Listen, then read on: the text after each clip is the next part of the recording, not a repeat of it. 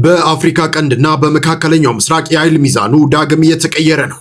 ከአስመራ የመነጨው የሚዲያ ውንጀላና በሰሜን ኢትዮጵያ በሽራሮና በራያ ዳግም ያገረሸው ጦርነት ስጋት እንዲሁም የቀይ ባህሩ የ14 ሀገራት ጥምረትና የኤርትራ ገለልተኝነት በተጨማሪም የትራምፕ ያልተጠበቀ የፖሊሲ ቅያሬን የተመለከቱ የወቅቱ ዋና ዋና ስጋት የደቀኑ ጉዳዮችን ይዘን ቀርበናል። ሰላም ጤና ይስጥልን የናቲ 16 ቤተሰቦች፣ ይህንን ቪዲዮ ላይክ፣ ሼር በማድረግ ቻናሉን ሰብስክራይብ እያደረጋችሁ አብራችሁን ቆዩ። የኢትዮጵያ መንግስትና የገዢው ፓርቲ ደጋፊ ባላቸው መገናኛ ብዙሃን ላይ በኤርትራ ላይ የተሳሳተና የቃላት ጥቃት ያለበት ዘመቻ እየተካሄደ ነው ሲሉ የኤርትራው የማስታወቂያ ሚኒስተር የማነ ገብረ መስቀል አበክረው ከሰዋል። ሚኒስቴሩ በይፋዊ ማህበራዊ ሚዲያ ገጻቸው ላይ ባስተላለፉት መልእክት በኢትዮጵያ በኩል እየተደረገ ነው ያሉትን ዘመቻ አጥብቀው እንደሚያወግዙም ገልጸዋል። እንደ ኤርትራው የማስታወቂያ ሚኒስቴር ገለጻ ባለፉት ሳምንታት በኢትዮጵያ መንግስትና ከወገንተኛ ሚዲያዎች የሚለቀቁ ዘገባዎች፣ ውይይቶችና የፖለቲካ ትንታኔዎች ተደጋጋሚና አበሳጭ ጭብጦችን ያካተቱ ሲሆን ቀጠናውን ወደ አዲስ ግጭት የሚያስመሩና ህዝብን ከህዝብ የሚያጋጩ ናቸው። ሚኒስትሩ ይፋዊ በማህበራዊ ሚዲያ ገጻቸው ባስተላለፉት መግለጫ የኢትዮጵያ ዜና ኤጀንሲ፣ የኢትዮጵያ ብሮድካስቲንግ ኮርፖሬሽን እና ፋና ብሮድካስቲንግ ኮርፖሬሽንን ጨምሮ ሌሎች ሚዲያዎች በሀገር ውስጥ ስርጭቶቻቸው በየቀኑ በኤርትራ ላይ ያቀዱትን የሚዲያ ቅስቀሳ እንደገና ከመጠን በላይ በማፋፋም ላይ ይገኛሉ ብለዋል። የማነ ገብረ መስቀል አክለው እንዲህ አይነቱ የቃላት ጦርነትና የስነ ልቦና ዘመቻ የሁለቱን ሀገራት ሰላም የሚያናጋ ከመሆኑም በላይ የቀደሙ ቁስሎችን መልሶ የሚያደማ ተግባር ነው ሲሉ ወቀሳቸውን ሰንዝረዋል። የማነ ገብረ መስቀል በመግለጫቸው በረጅም የነጻነት ትግልና በከባድ መስዋዕትነት የተገኘውን የኤርትራን ነጻነት የማዋረድና ካድ አዝማሚያ በመገናኛ ብዙሃን እየታየ እንደሆነም ገልጸዋል። እንዲሁም የባህር ኃይልና የባህር መዳረሻን በሚመለከት በድርድር ካልሆነ በኃይል የሚሉ መግለጫዎች በማስተላለፍ በኤርትራ ሉዓላዊነት ላይ ስጋት የሚደቅን ዘመቻ እየተካሄደ ነው ሲሉም ከሰዋል። የስትራቴጂካዊ ጥልቀትን ምክንያት በማቅረብ ወደ ኤርትራ ዳህላክ ደሴቶች የሚዘረጋ ሰፊ የጦርነት እቅድና የባህር ኃይል ምስረታ ምክንያታዊ ለማድረግ ጥረት እየተደረገ ነው ሲሉም አክለዋል። በተጨማሪም ከመጠን በላይ የወደብ ክፍያዎችን ለማስወገድ በሚል ያልተረጋገጡና መደበኛ ያልሆኑ የኢኮኖሚ ክርክሮችን በመጠቀም ወረራንና ጦርነትን ለማመዛዘን መሞከሩን ኮንነዋል። የኤርትራው ሚኒስትር አክለው እነዚህ ድርጊቶች በማንኛውም መደበኛ ሀገር ዘንድ ተቀባይነት የሌላቸው ቀይ መስመሮችና የፖለቲካ ስድቦች እንደሆኑ ገልጸው ዘመቻዎች በአፍሪካ ቀንድ ክልል ውስጥ አዳዲስ ግጭቶችን ለማነሳሳት የተደረገ ነው ሲሉ ወቀሳቸውን አጠናክረዋል። በሌላ በኩል ከኢትዮጵያ መንግስት በኩል ለቀረበው ውንጀላ እስካሁን የተሰጠ ምላሽ ባይኖርም ከመንግስት አቋም ጋር የሚቀርቡ ወገኖች ግን የኤርትራ አካሄድ ትክክል እንዳልሆነ ይሞግታል። ከኢትዮጵያ በኩል ያለው ወገን እንደሚያስረዳው የሚዲያዎቹ ዘገባዎችና የሚነሱ ሀሳቦች የሀገሪቱን ብሔራዊ ጥቅም፣ የቀጠናውን ደህንነትና የወደፊት የኢኮኖሚ ትስስርን ያካተቱ እንጂ በኤርትራ ላይ የጦርነት ዝግጅት ወይንም ቅስቀሳ ለማድረግ ታስበው የተሰሩ አይደሉም። ይህ በእንዲህ እንዳለ በሁለቱ ሀገራት መካከል ያለው ዲፕሎማሲያዊ ውጥረትና የሚዲያ ቃላት ምልልስ እየጨመረ በመምጣቱ በቀጠናው ላይ ስጋትን ደቅነዋል። ከፕሪቶሪያው የሰላም ስምምነት ማብቂያ በኋላ በሁለቱ ሀገራት ከፍተኛ አመራሮች መካከል ይታይ የነበረው መቀራረብ አሁን ላይ እየቀዘቀዘ መምጣቱን የሚያመላክቱ አዝማሚያዎች እየታዩ ይገኛሉ። የአስመራው መንግስት በኢትዮጵያ ሚዲያዎች ላይ ያነሳው አቤቱታ በሁለቱ ሀገራት መካከል ያለው ግንኙነት ወደ የትኛው አቅጣጫ ሊያመራ እንደሚችል አዲስ ጥያቄን ያስነሳ ሆኗል። ይህ በአስመራና በአዲስ አበባ መካከል የተደቀነው ዲፕሎማሲያዊ ብዥታና የቀጠናው ውጥረት ሳይረግብ በሰሜን ኢትዮጵያ በኩል አዲስ የጦርነት ስጋት እያንዣበበ ይገኛል።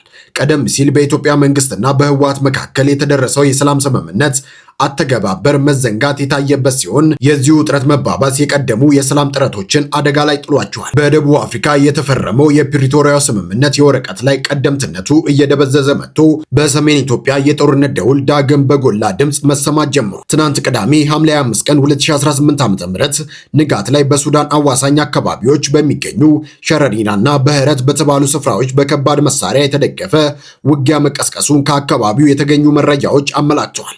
የሁመራ ነዋሪዎችና እማኞች እንደሚሉት ከንጋቱ 11 ሰዓት ከ20 ገደማ የተኩስ ልውውጥና የከባድ መሳሪያ ድምፅ እስከ ቀኑ 9 ሰዓት ድረስ በየመካከሉ ይሰማ ነበር። ውጊያው በአካባቢው ቀደም ሲል አልፎ አልፎ ከሚታዩ ጥቃቅን ግጭቶች የተለየና በስፋት የተቃጣ መሆኑን የሚናገሩት ምንጮች ይህ ውጊያ ከመቀስቀሱ አስቀድሞ አጋጣሚውን እንደ መልካም ዕድል የተጠቀሙበት የሱዳን ኃይሎች ለጉዲ በተባለ ድንበር አቅራቢያ ሰርገው በመግባት በአርሶ አደሮችና ባለሀብቶች ላይ የንብረት ዘረፋና የማፈናቀል ድርጊት በመፈጸም ሀገሬው ላይ ተጨማሪ መከራን ደቅነዋል ተብሏል። የውጊያው መጀመር ከተሰማ በኋላ አዲስ አበባና መቀሌ እርስ በእርስ የክስ ድንጋይ መወራወር ጀምረዋል።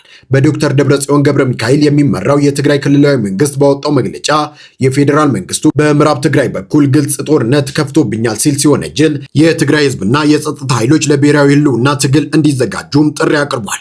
በሌላ በኩል በትግራይ ጊዜያዊ አስተዳደር ወቅት ሚኒስቴር የነበሩ ዶክተር አብርሃም በላይ ግጭቱን የጠነሰሱ በህወሓት ሊቀመንበር የሚመሩ ኃይሎች ናቸው ሲሉ በመክሰስ ልዩነቶች በውይይት እንፍታ የሚል ጥሪ አስተላልፈዋል።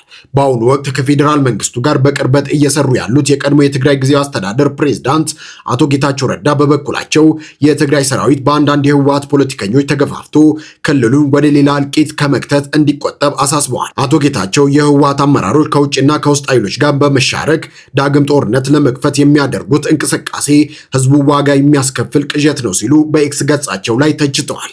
ይህ በእንዲህ እንዳለ ውጥረቱ በሽራሮ አቅጣጫ ብቻ ሳይወሰን በራያ በኩልም ከፍተኛ ወታደራዊ እንቅስቃሴ እንደተደቀነ መረጃዎች ያመላክታሉ።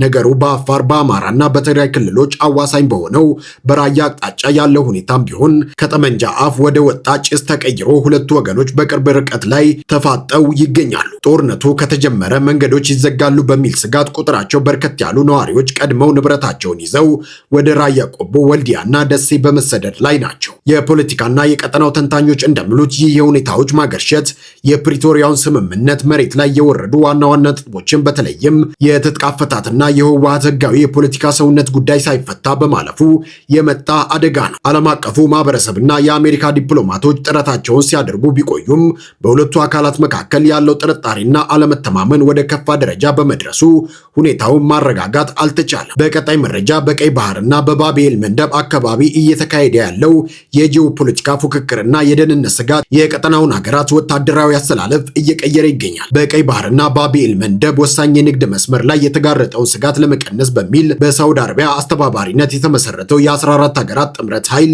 ከተመሰረተ ወዲህ የቀጠናው ፖለቲካ ውጥረት ውሃ ቋጥሮ ቀጥሏል። መቀመጫውን ሪያድ ያደረገው ይህ ወታደራዊና ፖለቲካዊ ስብስብ ዋነኛ ኢላማው በየመን የሁቲ ታጣቂዎች በሚያነሱት የጸጥታ ስጋት ላይ መሆኑን ቢነገርም ከበስተጀርባው ግን ትልቅ የኃይል አሰላለፍና የጂኦፖለቲካ ፉክክር እንዳለበት ግልጽ ነው። የሳውዲን ጥሪ የተቀበሉ እነ ኩዌት፣ ባህሬን፣ ኳታር፣ ዮርዳኖስ፣ ግብጽ፣ ሱዳን፣ ጅቡቲ፣ የየመን ህጋዊ መንግስትና ኮሞሮስ ከቀጠናው አባላት ሲሆኑ ከዓለም አቀፍ አጋሮች ደግሞ ቱርክ፣ ፓኪስታን፣ ባንግላዴሽ፣ ናይጄሪያ እጃቸውን ዘርግተዋል። ነገር ግን በዚህ ሁሉ ድግስ ላይ ዋናዋ ተጋባዥ መሆን የሚገባት በቀይ ባህር ላይ ከ1700 ኪሎ ሜትር በላይ ረጅም የባህር ጠረፍ ያላት ኤርትራ አለመኖሯ የብዙዎችን ቅንድብ አስነስቷል። እንደ ኤርትራ ፖስት ዘገባ ከሆነ ኤርትራ ጥምረቱን እንድትቀላቀል ጥሪ የቀረበላት ቢሆንም አመሰግናለሁ ይቆየኝ በማለት በሩን ዘግተዋለች። የኤርትራ የውጭ ጉዳይ ፖሊሲ ታሪክ እንደሚያሳየው አገሪቱ ከውጭ ህብረቶችና ጥምረቶች ጋር ድንገት አብሮ ለመሰለፍ አሁንም የተከተለችው አካሄድ ያንኑ የተለመደውን የጽኑ ገለልተኝነት መርዋን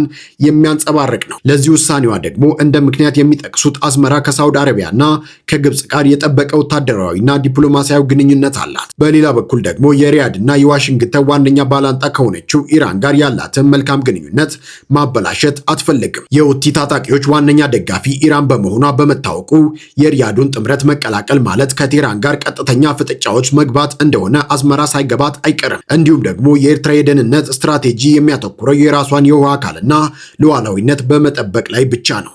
የሁቲ ታጣቂዎች በኤርትራ የውሃ ክልል ውስጥ ቀጥተኛ ስጋት ካልፈጠሩ ድረስ በሌሎች ሀገራት የኃይል ፉክክር ውስጥ ገብታ የጦርነት እሳት እንዲፋጠንባት አትፈልግም። በተጨማሪም የቀይ ባህር ቀጠና በአሁኑ ወቅት በርካታ ትላልቅ ሀገራትና የጥቅም ስብስቦች መጫወቻ ሜዳ ሆኖ የ14 ሀገራቱ ጥምረት በውጫዊ ገጽታው ጸጥታ ለማስከበር ቢባልም ከስሩ ግን የራሱ የፖለቲካ የኃይል ሚዛን ፍላጎቶች አሉት። ኤርትራ በዚህ መጠላለፍ ውስጥ ገብታ ብሔራዊ ጥቅሟን ከመሰዋት ይልቅ በራሷ በር ላይ ዘበኛ ሆና መቆየትን መርጣለች። ሆኖም ይህ የቀይ ባህርና የባቢኤል መንደብ ስጋት በቀጠናው ሀገራት ፍላጎት ብቻ የሚወሰን ሳይሆን በቀጥታም ሆነ በበየነ መረብ በኩል እጃቸውን ከዘረጉ እንደ ዋሽንግተንና ቴህራን ባሉ ታላላቅ ሀገራት መካከል ከሚደገፉ ሰፊ የጂኦፖለቲካዊ ፍጥጫ ጋር የተያያዘ ነው። ተመልካቾቻችን፣ የአፍሪካ ቀንድ ውጥረትና የመካከለኛው ምስራቅ ጂኦፖለቲካዊ ድራማ በቀጣዮቹ ቀናት ወዴት ሊያመራ እንደሚችል አብረን የምንመለከተው ይሆናል። ለዛሬ ያዘጋጀንላችሁ መረጃዎች እነዚህን ይመስሉ ነበር። ለቻናላችን አዲስ ከሆናችሁ ሰብስክራይብ በማድረግ የደውል ምልክቷን ይጫኑ፣ ቤተሰብ ይሁኑ።